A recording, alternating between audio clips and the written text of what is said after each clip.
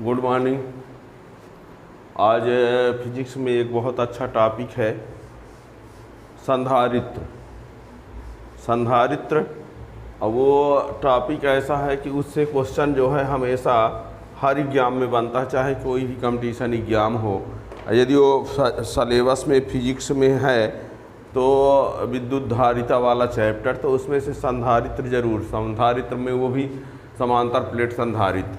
तो आज जो हम बताएंगे समांतर प्लेट संधारित्र की धारिता का सूत्र और धारिता से सूत्र से क्वेश्चन, ये आप लोगों को बता दें। जो 12th क्लास के बच्चे पढ़ने वाले, जो 12th क्लास वाले बच्चे होंगे, उनको यदि इस फार्मूला को सिद्ध करके जानना पड़ेगा कि ये फार्मूला आता कैसे है, तो playlist Hindi medium 12th class playlist में उसका डेरिवेशन प्रूफ करके बताया गया है, जो बोर्ड एग्जाम में लिखने के लिए काम आएगा।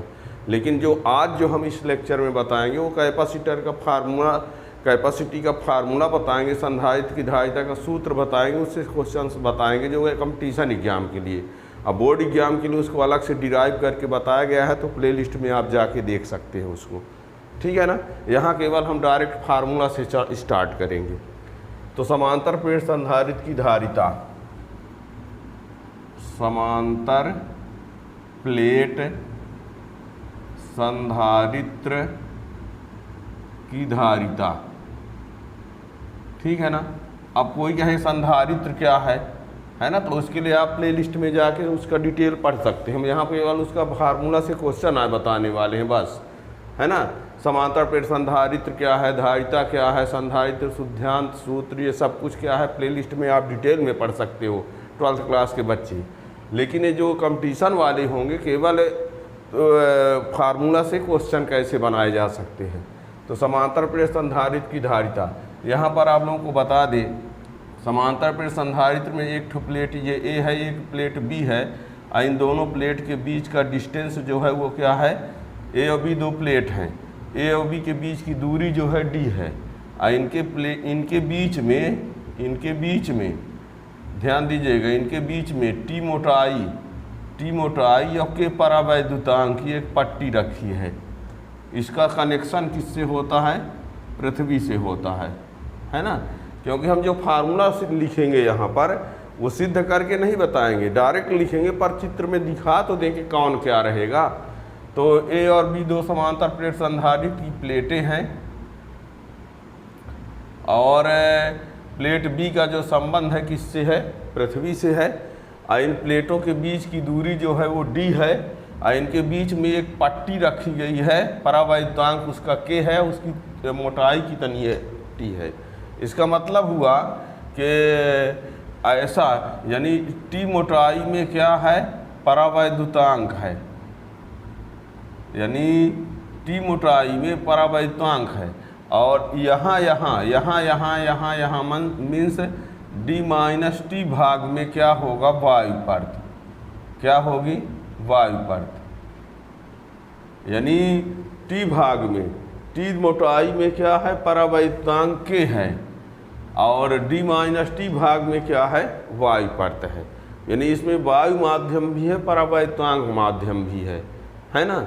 अब आपके मन में तुरंत ही आ गया हो कि पूरा वायु हो तो क्या होगा, पूरा परावैद्युतांक हो तो क्या होगा। तो हम वही तो सब कुछ बताने वाले हैं, ठीक है ना। तो यदि दो समांतर प्लेट संधारित्र की दो प्लेटें के बीच की दूरी डी है, और उनके बीच में टी मोटाई और के परावैद्युतांक की पट्टी रखी गई है, तो ऐसी स्थिति में धारिता का जो सूत्र होता है, धारिता सी बराबर होता है A epsilon naught upon D minus T plus T upon K, ये फार्मूला होता है। A epsilon naught upon D minus T plus T upon K. A क्या है, प्लेटों का क्षेत्रफल, प्लेटों का क्षेत्रफल है ना। और टी तो जान ही गए हैं, टी ये दिए है, और के क्या है, परावैद्युतांक है, डी दोनों प्लेटों के बीच की दूरी है। अब यहाँ लिखवाने के लिए ना कहोगे लिख दीजिए, है ना, दिख तो रहा है। टी क्या है, प्लेट जो यहाँ पर परावैद्युतांक की चौड़ाई है ना, जो परावैद्युतांक की पट्टी रखी उसकी चौड़ाई या मोटाई मान लो कि परावैद्युतांक है, डी प्लेटों के बीच की दूरी है। अब ये रहा फार्मूला। अब यहाँ पर हम ये बताना चाहेंगे कि यदि ये परावैद्यांक माध्यम यहाँ पर यदि ये मान लिया जाए, इसमें बहुत सी परिस्थितियों को सुनिएगा आप, इसमें से बहुत सी जो परिस्थितियाँ हैं उन परिस्थितियों को सुनना, एक एक लाइन पूरी बात। तो यहाँ पर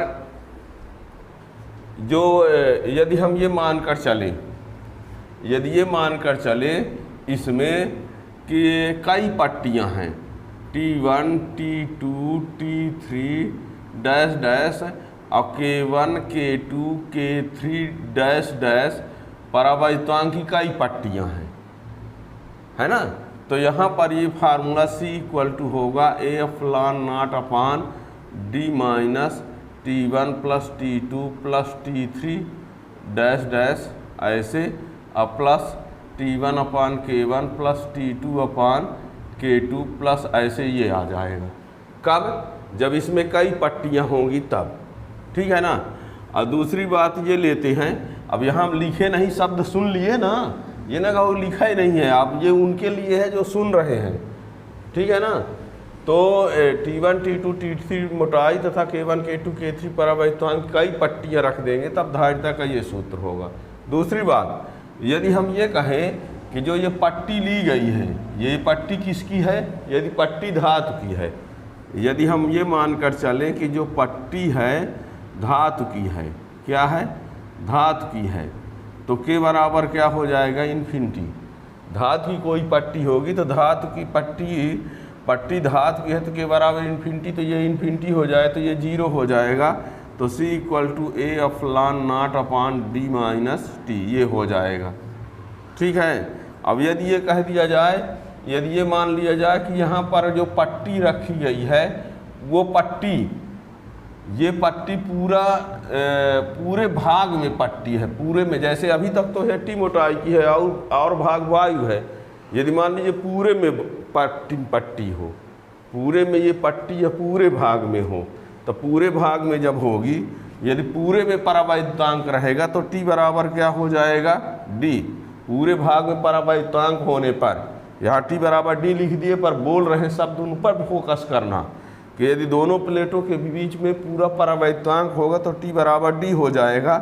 तो T बराबर जब D हो जाएगा तो क्या होगा, तो C बराबर AF ln नॉट अपान अब D minus D plus D अपान K, ये इससे कैंसिल हो जाए तो AF ln not upon D। यानी ये यदि पूरे में परावैद्यांक रहेगा, पूरे में क्या रहेगा, परावैद्यांक रहेगा, तब के लिए ये फार्मूला होगा, ठीक है। अब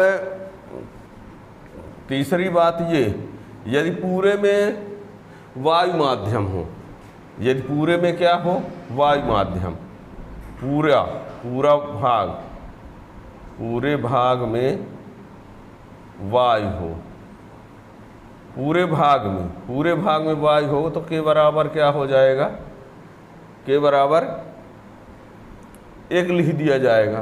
तो यहाँ के बराबर 1 लिखो तो क्या होगा, तो C बराबर AF ln not upon D minus T plus T upon 1, तो ये C equal to AF ln not upon D, ये T से T कट जाएगा, ठीक है ना। तो आपको ये समझ में आ गया कि यदि T मोटाई के परावैद्यांक की पट्टी है तो समांतर प्लेट संधारी की धारिता का ये सूत्र होगा, और यदि कई पट्टियां हैं तो ये होगा, और यदि धातु की पट्टी है तो ये होगा, और यदि पूरे में परावैद्यांक है तो ये होगा, और यदि पूरे में वायु ही वायु है तो ये होगा, ठीक है ना। अब यहाँ पर देखिए एक क्वेश्चन ये कभी ये पूछ देता है, सुनिएगा,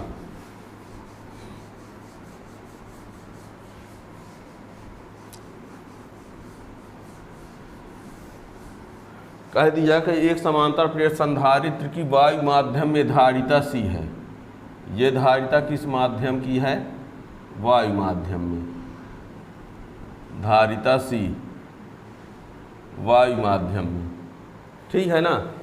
और एक ये कह दिया कि यदि D/T मोटाई की धातु की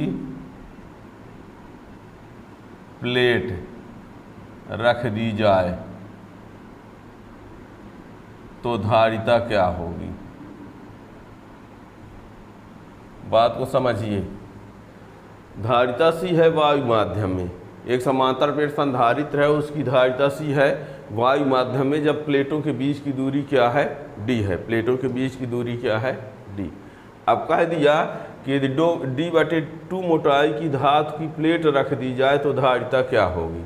तो सबसे पहले तो आप लिखेंगे क्या, वायु माध्यम में C बराबर A/0/D, ये ठीक है। और धातु प्लेट की उपस्थिति में, धातु प्लेट की उपस्थिति में C बराबर A/0/D-T। अब T का मान कितना दिया है, D/T मोटाई की दिया है, D/2 मोटाई की है ना। तो यहाँ T बराबर क्या रख देंगे, D/2, तो T मोटाई, तो यहाँ पर A/0/D-D/2, ठीक है। तो ये C इक्वल टू क्या हो जाएगा, A/0/2D-D/2। तो इससे ये क्या बनेगा, तो C इक्वल उपस्थिति C डैश करे दे रहे हैं, तो C डैश इक्वल टू, ये 2 ऊपर चला गया, 2A/0/, ये आ जाए कितना, D। तो C dash equal to 2C। इससे क्या कन्फर्म हुआ, इससे क्या कन्फर्म हुआ कि यदि हमें प्लेटों के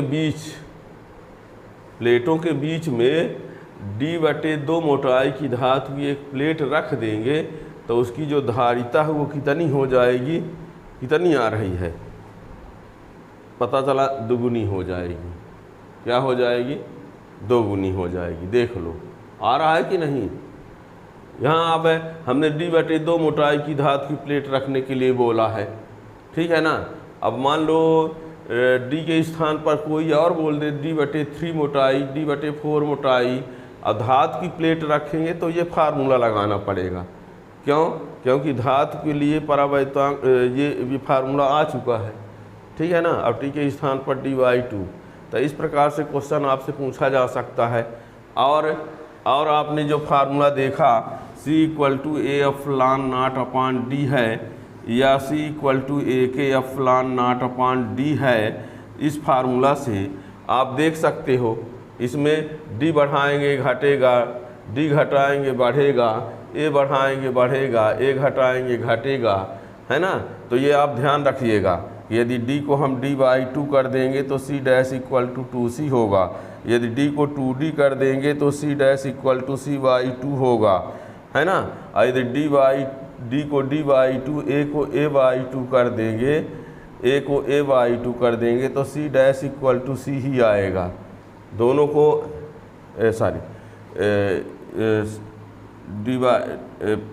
A/2 और ये D/, हाँ, तो ये C dash C equal to, जैसे D की जगह D/2 कर देंगे और A की जगह A/2 कर देंगे तो ये ऊपर जाएगा, 2 से 2 कैंसिल हो जाएगा, है ना। D/2 करेंगे तो C डैश 2C, 2D करेंगे तो हाफ, इन दोनों को हाफ कर देंगे तो अनचेंज, है ना। तो ध्यान रखना कि क्या करने पर क्या परिवर्तन होता है।